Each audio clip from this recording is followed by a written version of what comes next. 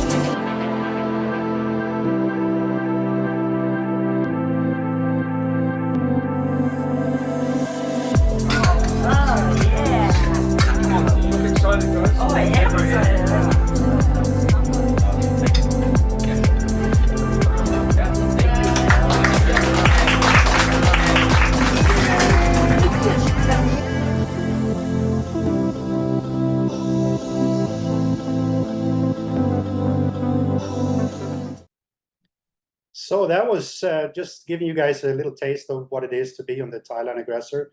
And as I mentioned at the beginning of the video, I was fortunate to get over there on the third trip when we restarted the Thailand Aggressor. We actually used to operate there for many years, but then the Thai government, they stopped us from diving the southern part of the Andaman Sea. Excuse me. And not only us, but all dive operations. So it was not feasible for us to work this boat 5 months of the year. But last year they opened it up again, and it was actually the first time I went to Thailand and to dive with the Thailand Aggressor, and it was absolutely spectacular. It's 150 feet long. It carries 16 guests. It used to carry 18, but during the time when it was down, they actually removed one cabin to make the other cabins a little bit bigger, and we got rid of the bunk beds, because that's something that a lot of people look at, especially if we're coming up in age, just like myself. So we have 16 spaces, and they all have side-by-side beds or queen-size beds. Some of them are movable, so you can put the single beds together and make them a king or a queen-size bed if it's a couple.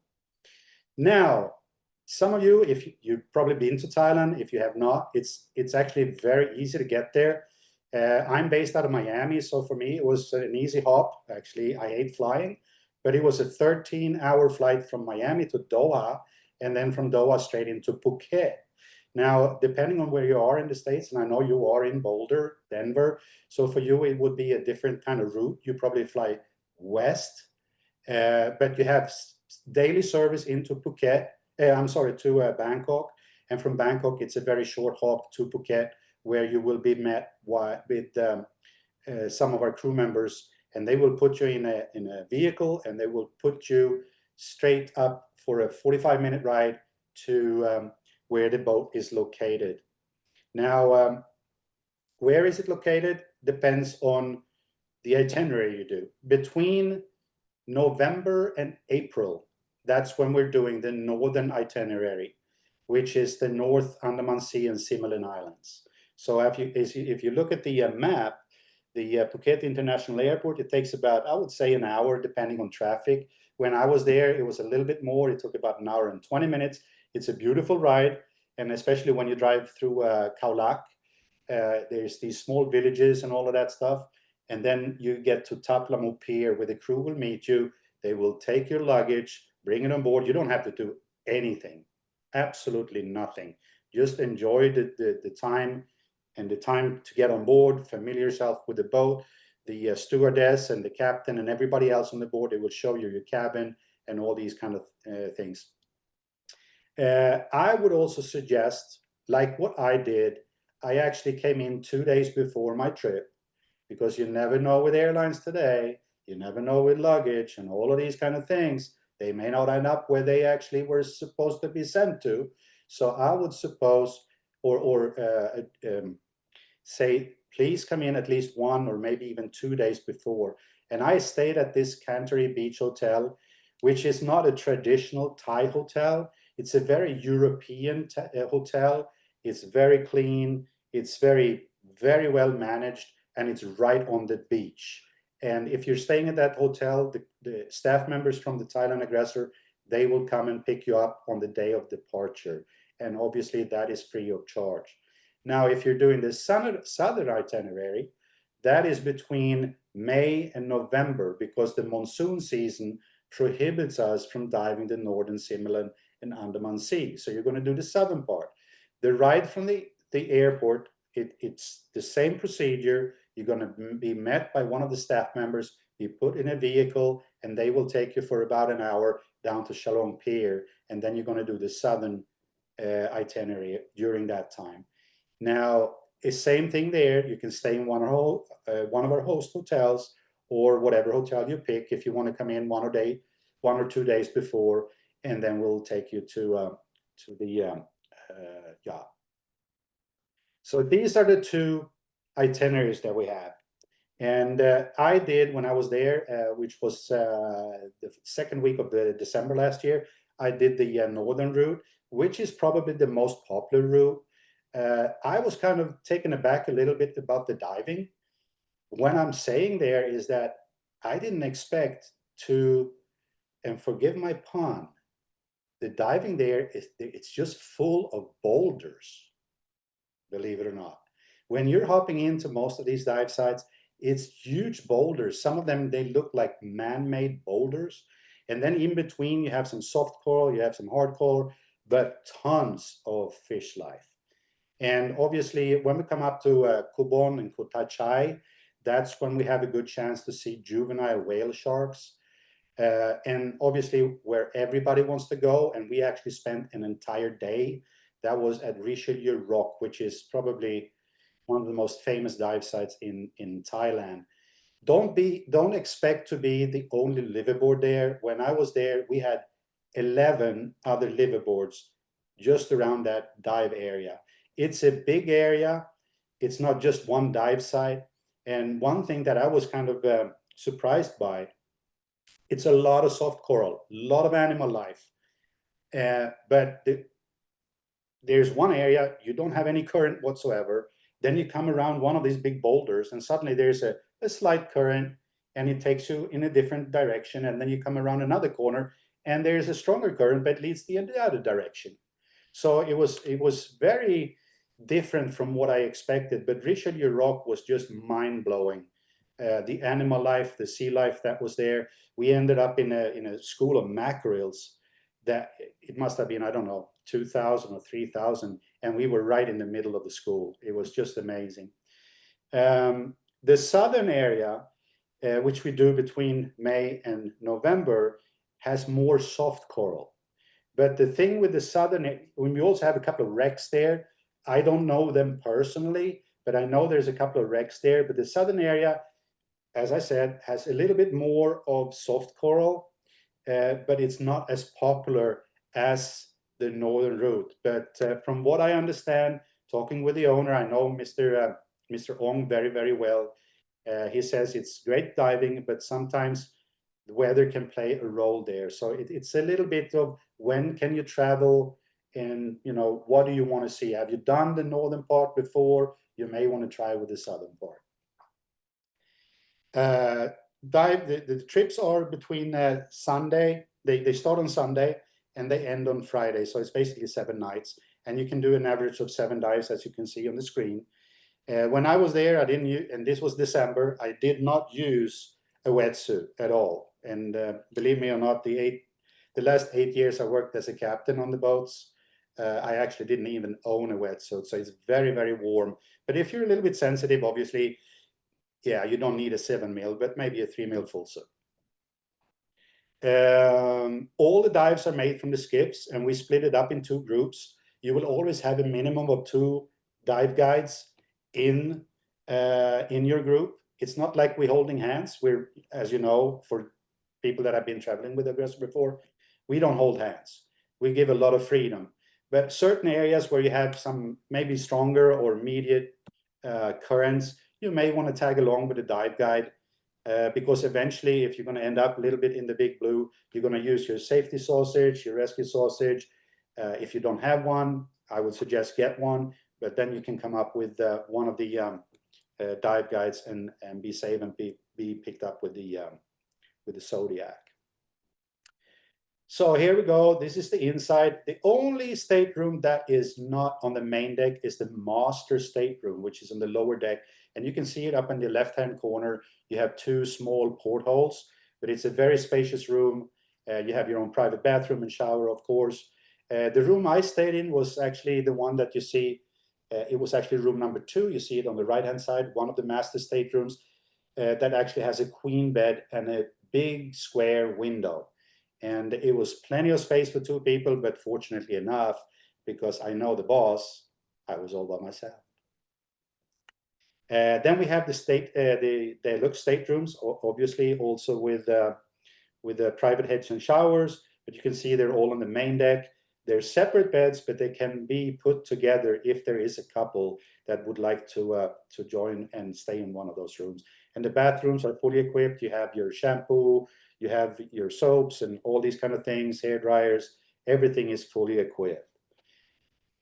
And food, when you go on a trip with us, when you're on the ocean, you're going to get hungry. And food is really important.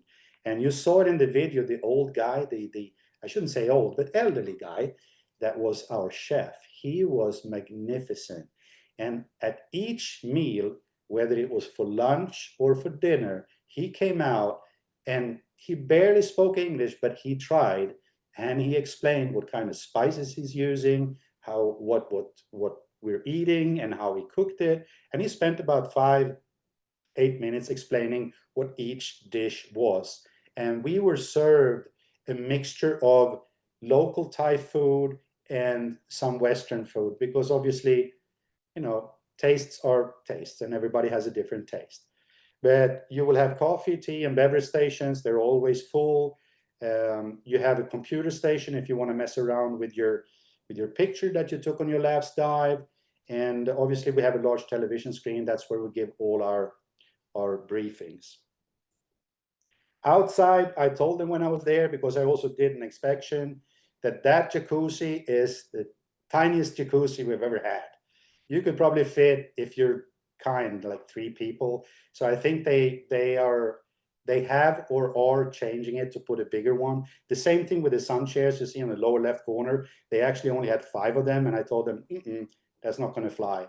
So they have put a lot more sun chairs on the upper deck, which is half shaded and half in the sun. And then you have a covered area where you can see, if you don't want to eat inside, you can bring it out, or you have one of the staff members bring your meal outside, and you can sit outside in the shade as well. And again, food. You think that you're going on one of the Aggressor boats, oh, I'm going to dive 4 or 5 dives a day, I'm going to lose a lot of weight. No, think again, that's not going to happen. It never happens. I can tell you, I've seen it with my own eyes, that people are gaining 3, 4, 5, 6 pounds. So yeah, food 24 hours a day. These are some of the pictures that we took when we were there, and I can tell you that it's pretty amazing. The only pictures I don't show here are the formations of the boulders, which was pretty amazing to me. I've never seen something like it. But big schools of fish. One thing that I didn't see when we were there, it didn't matter to me really. I've seen them before, but we didn't encounter a whale shark this time. But we had manta rays, and we had all kinds of fish, and it was the visibility was great, and I can just say that it was a good experience for me, that I'd never been to this area of the world before. Now, what we're starting up, which would be making a perfect combo trip, because you're not going to go to Thailand, go on a Thailand Aggressor for 7 days, and then fly straight back home to Denver or Boulder. That doesn't make sense. So we are now opening up our first lodge in Chiang Mai. And you can get there by domestic flight from Phuket when you get off the Thailand Aggressor, or before you want to join the Thailand Aggressor. You can fly straight up to Chiang Mai, or if you want to do a stop in Bangkok, you can do as well. And this is actually being built right now. And the owner is actually the owner that used to own the Thailand Aggressor. Some of you may have met him if you visited Dima. He is a really cool guy. I had a meeting with him 2 days ago. We were discussing, the good times to go and the bad times to go.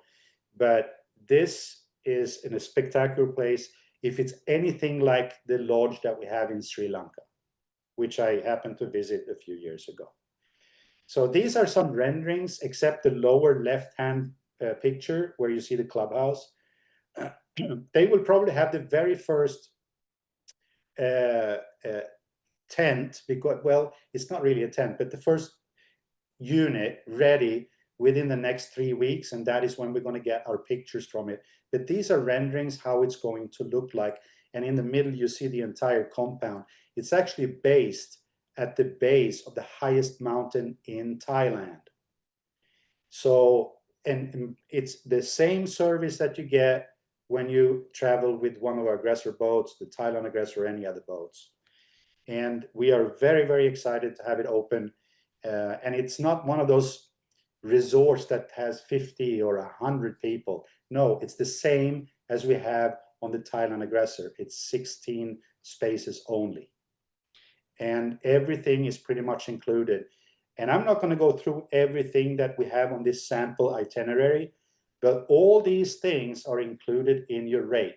You get to visit all these villages, these ancient temples, the elephant sanctuary, the village with those people that are strangling themselves, kind of.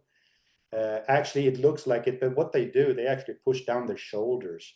They're not really stretching their necks. But all of these things are included, and you can find it on our website.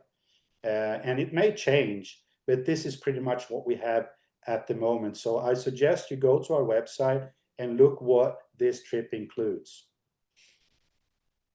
And this is a short little video.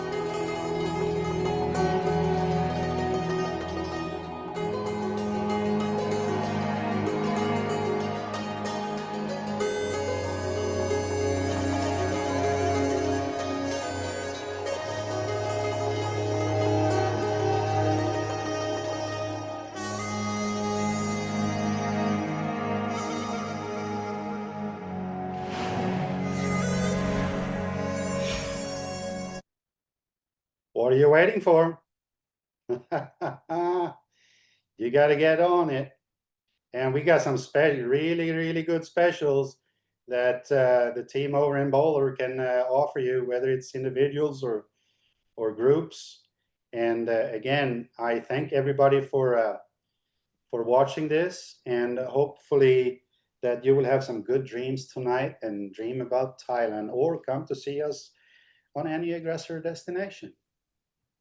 Amazing, Tom. That was a great presentation. I have to say, though, now I'm really jonesing to go back to Thailand. It's been way too long for me.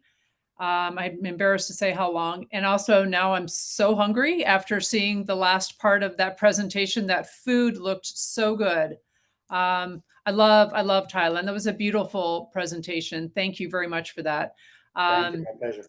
Well, I love that you guys are expanding onto these like signature lodges, and it's such a logical pairing to, as you said, have to travel so far. You want to extend, you know, a maximum. I always call it maximizing your plane ticket, because if you're going to go that far, you might as well stay for a while.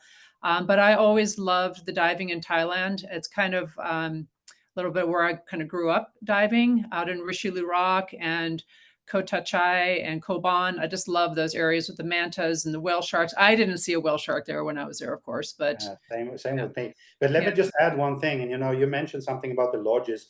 A lot of people, again, as I said, they don't travel around the planet for 7 days. They want to do something else. And instead of sending them to resorts that we don't really know, why don't keep our people within our properties? Because then they know what they're going to get. So, and the most amazing thing was when I did an inspection trip to the Maldives back in 2017. We had just opened up the Sri Lanka Lodge, and I spent a week there. It blew my mind. Yeah. Yeah, it's definitely and it's such an amazing the culture, the food, the people, everything about it is just top drawer.